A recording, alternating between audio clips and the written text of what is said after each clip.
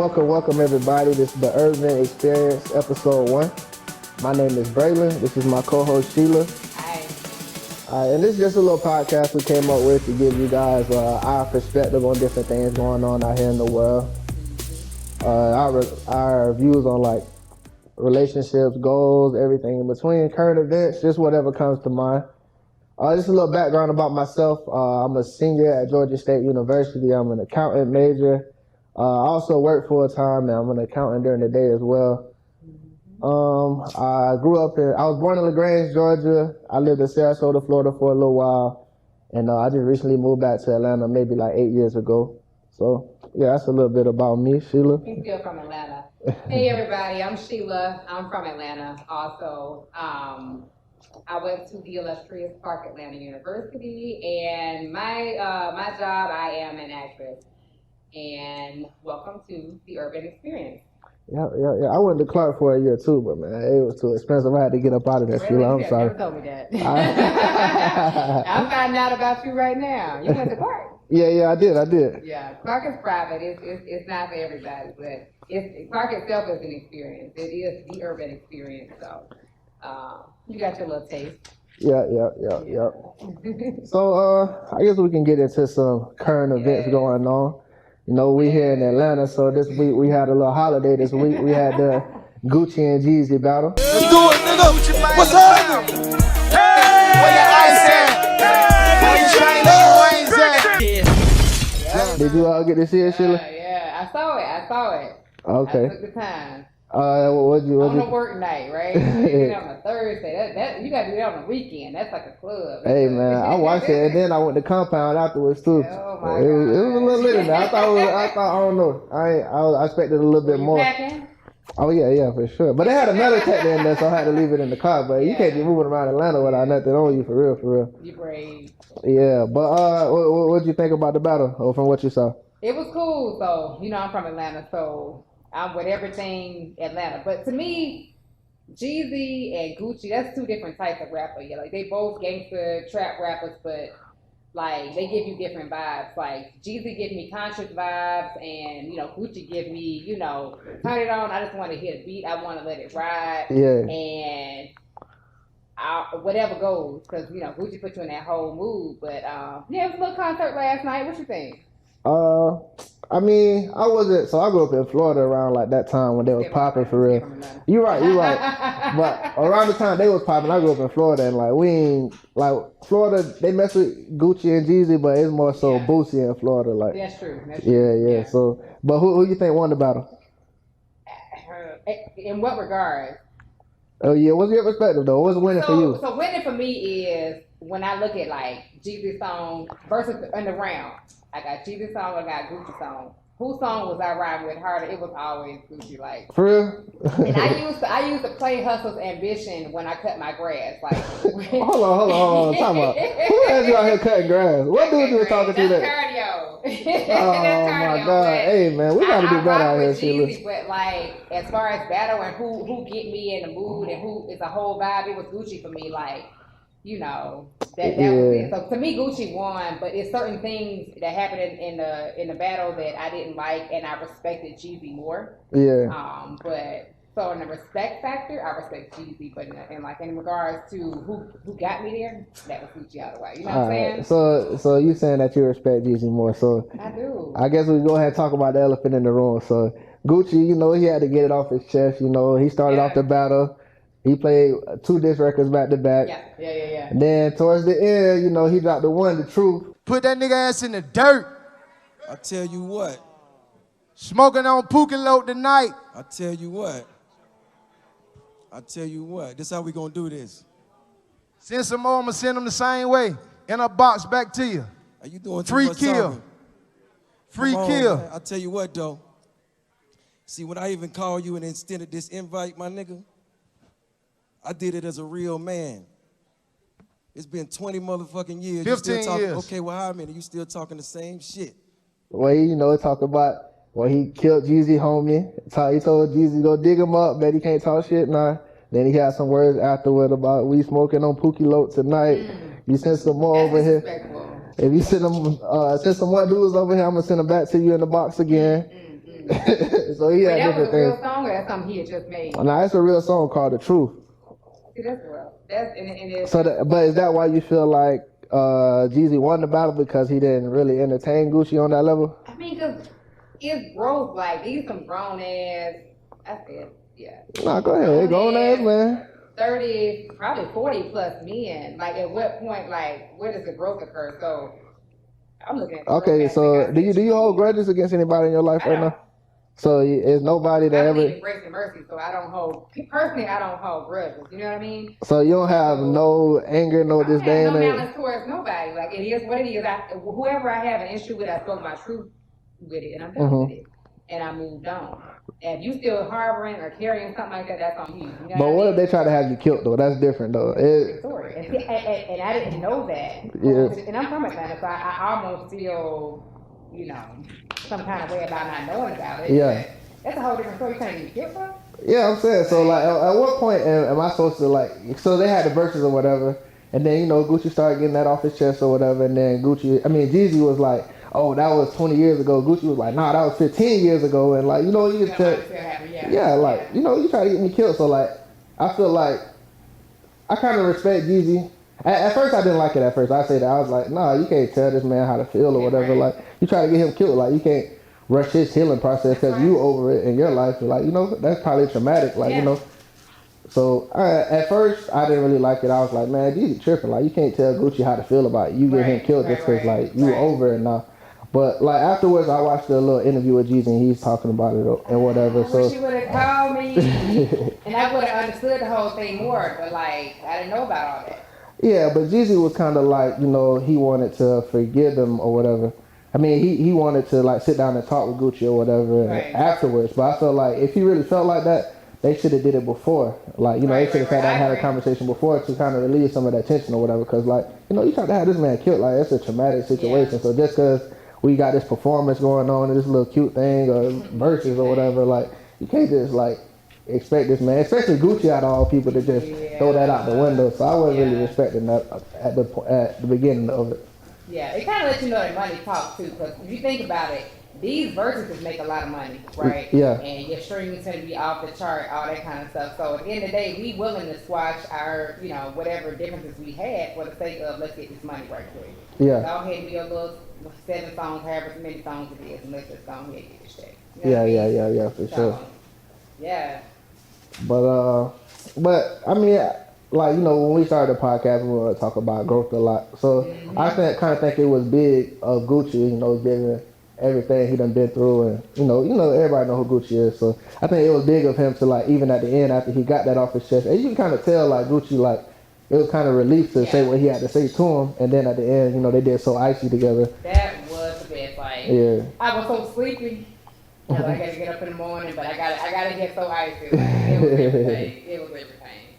Yeah. But I mean, we also had something else we wanted to talk about. I know that you wanted to talk about, that growth and that mentality and like how people's mindset may hold them back. And then, that kind of ties into why everybody felt like Jeezy won because, he demonstrated that he blocked out, coming from the street and everything like that to, he said he owned half of Atlanta, but, people don't take him for his word. He did not literally mean he owns 50% of Atlanta. He probably owns a lot, but not 50% of Atlanta people. But how he overcame that mindset and stuff like that. So I was gonna let you speak to that. Kind of moving into different things. I mean, what do you mean as far as like overcoming the mindset? What you mean? As far as like, a lot of our people, we get into that, oh, I can't make it because this happened in my life, or like the man's holding me back, or different things like that. We gotta different things holding you back. Yeah. I mean, so in essence, that is oppression, right? Yeah. So, I mean, oppression is like putting yourself in like a mental distress, right? So, whether that be off of racism or whatever reason you may feel oppressed, but there's a lot of people out here like that. It's a lot of the man talk, and I do think that's a real thing, like being oppressed and being held back. But at the root of it all, you gotta really look at like, damn, like, was I prepared?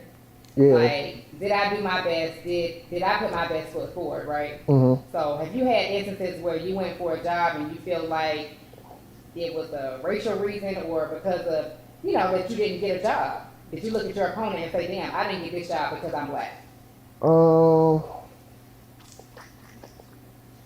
Do I wouldn't say with jobs or whatever, but I would say. Or you were held back in general, like in life because. Yeah, I'll give you an example. So, like, when I lived in Florida, I used to play, like, basketball and football and stuff like that. So, but in high school, I kind of went to a few different high schools or whatever. So, I went to this one high school in Sarasota. And, like, you know, I kind of knew going in that, like, the other guys on the team, they had played together from, like, AAU or whatever. Yeah. The same coach or whatever. So, they kind of pretty much had their team picked out already. So, like, I mean, I was good enough to make the team, but I know I was kind of like fighting an uphill battle because they, you know, they already had their team picked out and stuff like that. But I did end up making the team and whatnot. But, you know, once we started practicing and stuff like that, you know, I was going through different things at home. Like, I was living in a different city, so I was probably driving like 30, 40 minutes to practice every day. And then, you know, I had different things going on at home, so some days I might come late to practice or I might not come to practice at all and stuff like that. And I didn't really feel that line of communication to come to the coach and stuff like that. And, you know, so I'll be like doing good at practice sometimes, making a little progress about to, you know, start or whatever. But then like I might miss a practice and then I'm all the way at the end of the bench. I'm not playing no more and stuff like that. So, and I kind of feel like they felt like I was just, you know, being like the typical little black kid or whatever. Wait, so these are white kids or? Oh yeah, the whole team was white except for the whole team was white except for me and my brother. Okay. Pretty much. Okay. I think it might have been one other guy he wasn't. I don't know what his ethnicity was. Yeah. But yeah, I kind of felt like they were just looking at me like I was just being like a little typical black kid, or I was getting in trouble and this and that. But the whole time I'm actually going through some real shit in my life at that point. So I'd say that's like the one instance where I felt like, you know, I don't feel like, I'm not saying that they were racist at all, but I kind of felt like, you know, they kind of had that stigma around me. Right. So yeah. Right. But I feel like that might have been your perception. Like, I feel like they are looking at me this way because I'm black. But in actuality, yeah, I agree. they looking at you like, you ain't here. And we here, we on time, but you ain't even coming and you think you're going to play. So a lot of people fall into that category of, damn, you know, I'm being held back because of X, Y, Z. Yeah. Remember the whole Kanye thing, like, what, a couple years ago? Yeah. What he say? That was like a big thing when he was, you know, 100 years of slavery, that sounds like a choice. You know what I mean? But I'm like, and he caught hell for that. Yeah. It sounds like a choice. That sounds like y'all were mentally enslaved. And I don't feel like that bondage is something that's a choice. Mm-hmm. But I do feel like mentally that you have a choice whether or not you want to, you know, fall into that category of being oppressed. You don't have to be that way. Yeah. You really don't have to be that way. Just prepare yourself. Assess the situation, you know? Yeah, you like the only person that I met that kind of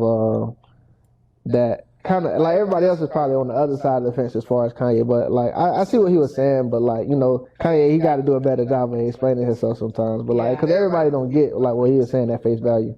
Yeah. But I definitely agree, like he's not saying that like everybody just chose to wake up and be a slave every day, but at some point, like somebody had to wake up one day and be like, all right, we're not settling for this no more. We about to escape. We about to rebel. Blase, blase. What we gonna do? Exactly. What we gonna do? And I get that, and I feel like, you know, with the whole Black Lives Matter movement and everything that's going on, like it's a thing. Mm-hmm. It really is a thing where we are, you know, treated unfairly. But at what point do you rise above, you know, what the hell is going on? At what point do you say, you know what, I'm gonna be great. I'm gonna go out here. I'm gonna get my education. I'm gonna go out here and, you know, I think that's why entrepreneurship is on the rise right now too. Because people feel like this is glass ceiling in corporate America. But damn, I cannot get past this. I'm trying. You know, they might, like, I've had instances where I went for job interviews and they were internal job interviews where I knew the candidate. So if I'm looking at my, you know, my platform versus theirs, and I have a degree, they have a degree, and I have more experience than they have experience, but they got hired, I got questions. Yeah. I got questions, and at this point, it might escalate to HR because what they'll say is, I've heard before, oh, well, you know, they interviewed better than you. That's subjective. Yeah. So when you look on paper, if I'm more qualified, you know, why wasn't I chosen? Because some people just don't interview well, and I feel like that's why a lot of people have went into entrepreneurship, right? I'm like, no, well, shit, you know what?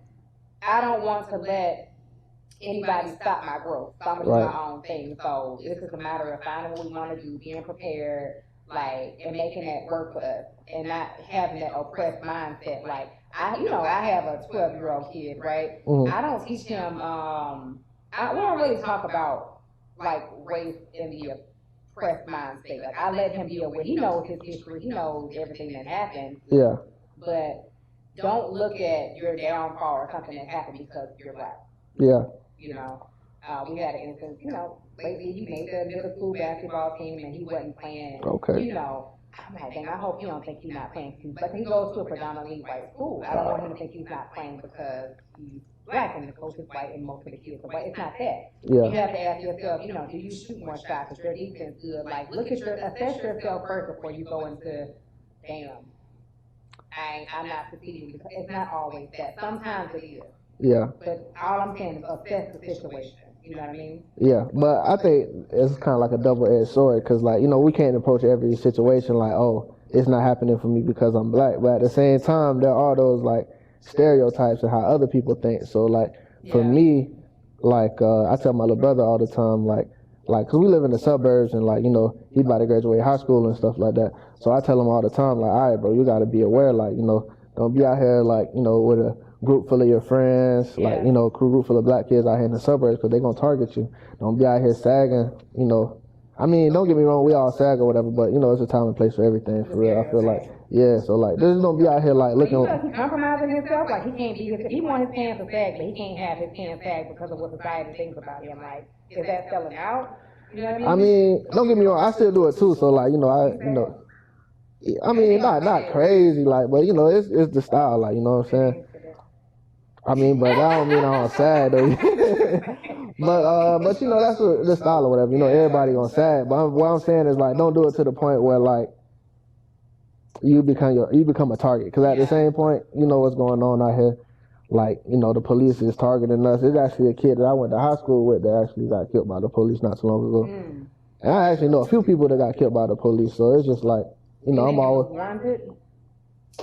I don't think anybody should be killed by the police unless like the police's life is like in danger. So in those situations with your friends, I mean, that's irrelevant. Like a lot of people may know people who got killed. Do you feel like it was something that dang they didn't follow X, Y, Z, so the police might have felt threatened enough to kill them? Do you feel like that in those situations or no? You don't feel like that? Nah. I mean, it's only so much information that's came out about certain situations, but the ones that I do know, nah. Cause like, okay, so like you get into an argument. I mean, me personally, I'm not arguing with no police officer. If I'm in the wrong, I'm down bad. Hey, just give me my ticket or whatever else need to go on. Let's go ahead and get it out the way. But like, just because you're out here arguing with the police officer, don't mean that. Oh, you weren't following orders, so I'm about to shoot you and blow your brains out. Like, nah, man, nah. We gotta chill out on that. But I mean, but we do gotta be aware of like the places that we're in, the situations that we're in, and stuff like that too. Yeah. I mean, it's become along, I think, that the threat of being black, right? So we are very strong people as a race, and I feel like, the threat is real. Yeah. So even us raising our voice or moving a certain way, if we do something a certain way, we are looked at as a threat. So I feel you, like, at this point, just be compliant. Like, I get pulled over, give my license and give my what? Nah, I'll keep my hands. You can get it. I'm gonna keep my hands on the steering wheel. Like, that's the point where you feel like I can't even. Yeah, and I'm not just saying this just because like it's the whatever good thing to say. I'm saying from experience because I've had like guns drawn on me by police. Like I was walking in the court. Yeah. Like I was walking in the court one day and I had a hood on my head because it was raining. But like as I'm walking in, like as soon as I walk through the door, it's like a police officer and he like reaching for his gun. Like, what you got your hood on for? I'm like, it's fucking raining, dog. What you mean? Like, so. Just something like that. Like, what if I would have, he was having an extra bad day and I said something crazy to him? He would have just killed me right there, just on the humbug. And even like I had a situation where like it was two groups of white boys fighting, but then like me and my friends was at this scene too. So like they get done fighting, somebody called the police in the midst of them fighting, and then like by the time the police get there, me and my friends still there. We laughing, we talking, just like dang, they got to fighting and stuff like that. And then the police jump out on us and put guns on us, like we was just causing disturbance and stuff like that. And that stuff does start to play in your mind. So yeah, and another situation. Damn, Braylon, you gotta go back to Florida. And that might be a sign I need to get on around Atlanta for real. But I had another situation where I was living like downtown by like Tabernacle at the time. So I guess somebody else around the corner. I ain't see no incident or anything. but somebody else around the corner might have got into a fight, or I don't know exactly what happened, but like I'm just walking down the street, about to walk into where I was staying at the time, and then somebody, like the police, like 2 or 3 cars just jumped out and give me your ID and like just started running, like what are you doing over here? Like bro, like what the fuck do you mean? Like it's a public area, like what do you mean? What am I being over here? And they started questioning me about like a fight or whatever. I was like, bro, I don't know nothing what y'all talking about. Yeah. I just feel like with everything that you just said, and then with the whole Jeezy situation, I feel like it's better to be the bigger person, right? I mean, it's being compliant, but at the same time, it's like not giving people what they expect. Like when you asked me, you said, do I have any grudges? No, I don't have any grudges. Like I'm going to rise above, I'm going to rise above the bullshit. So if I'm being profiled, if somebody doesn't like me, if we have a disagreement, like I just feel like take the higher road, give people that grace and mercy and just like, move forward. And then so, the optic of us can be changed. Like, okay, we're perceived as angry and upset or whatever, but we don't have to be that way. It's okay to be happy and to know what happened, but to rise above it and to move forward. Yeah. And that's the stance that I choose to take. Like, it's about growth.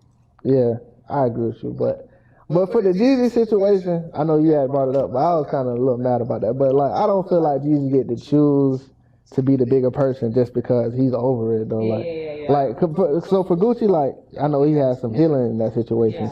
It just like why does Jeezy get to be the bigger person because he did something to him and he's over it? I got you. Like it's just I Yeah. don't know, but. So yeah, just being a bigger person, but I feel like there's also self-oppression too, Braylon. Like there was instances in my life, and either something I'm battling with right now is trying to get over, things that may have happened in my past, or people that have wronged me. Not even like a racial oppression, but like things that went wrong in my life, or people that didn't accept me, or a guy that didn't really rock with me like that. And trying to move forward and trying to date again, and like. Now I just feel like everybody's gonna do, what that guy did, or if I see certain signs and patterns, I'm like, oh, you out. This shit looks familiar. You know what I mean? So it's like, that's a real thing. So self-oppression is real too. So we have to like, I'm just trying to like get beyond that in my personal life and just like saying, okay, that is the past, and how can I do a new? But it's about recreating and having a paradigm shift in my mind of like, how do I move forward? Because I don't want to be the same person I was 10 years ago. Yeah. I don't want to be the same person I was last year, hell, let alone this year. Like, I'm growing so much, and like, if 2020 has taught me anything, it's taught me growth. And for that, I'm thankful. Yeah, I mean, I agree with you, because, like, anybody that probably know me from, like, when I was younger, like, people don't really believe, like, what I got going on right now. Like, when I say I'm an accountant and stuff like that, like, people that went to, like, high school, middle school with that know me from childhood and stuff like that, they don't believe it, because, like, I ain't saying I was a bad kid or nothing like that, but, like, different times I had different things going on in my life. So, I mean, it all is about growth, and it all, like, change always starts in the mind, I feel like. So, like, when I lived in Florida, I had more friends that were like me. Like, I was like 13, 14, 15, but I'm at all, like, the grown people parties. I'm doing. Ahead of your time. Yeah. I had, I was hanging out with a lot of my older friends and stuff like that. But when I came out here to Georgia, it was kind of like the complete opposite. Like, we lived in the suburbs. I'm probably like one of the only like 10 black boys I go to school with. And even the ones I do go to school with, they wearing like Sperry's and Dockers and the polo. Yeah, I'm like, bro, I ain't really relate to nobody out here. So like, I could have just laid down and like, just been like, oh man, it's not for me, and just not did what I needed to do in school and stuff like that.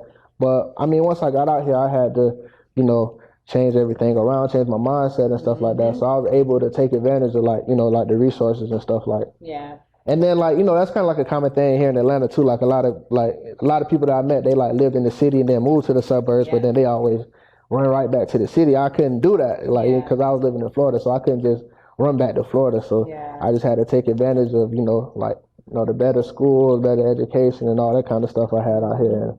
And, I got like a pretty good opportunity for myself. After graduation, I got a little job out in LA after graduation. So humble.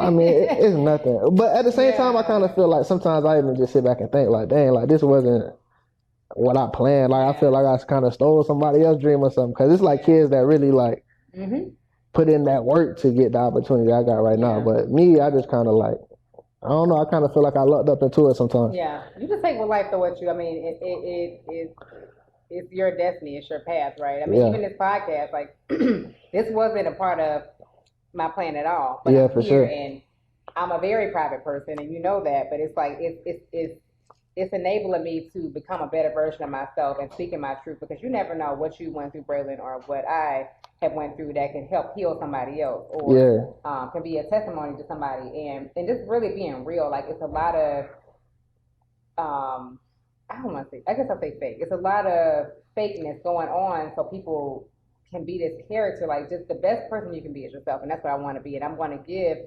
the podcast and the listeners, I'm going to give them what I am and who I really am, and tell them my perspective, and you can tell them your perspective. So let's continue to watch. The podcast is up on StarDawnEntertainment.com. and you're watching the Urban Experience. You can follow me on Instagram. My Instagram handle is Sheila_Sellers, SHEILA_SELLERS. And my Instagram is @OneOnly BRAY. That's @OneOnlyBray. And this is episode 1 of the Urban Experience.